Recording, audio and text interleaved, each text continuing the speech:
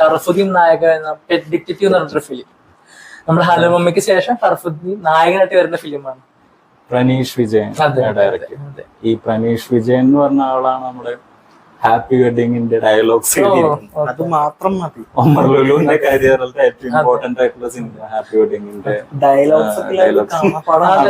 നമുക്ക് ആ കാലഘട്ടത്തിൽ അതില് ഷറഫുദ്ദീൻ പറഞ്ഞ ഡയലോഗ്സ് തന്നെ നമുക്ക് ഭയങ്കര KSRTC ബസ്സിലുള്ള ഒരു മോഷൻ സപ്രീം ഫാൻ ബേസ് തുടങ്ങുന്ന സൈജു കുറുപ്പ് മുതൽ തുടങ്ങുന്ന സൈജു കുറുപ്പ്, സിദ്ധാർത്ഥ്, നമ്മുടെ ഷറഫുദ്ദീൻ, സൗബിൻ, പിന്നെ നമ്മുടെ നിയാസ് ബക്കർ.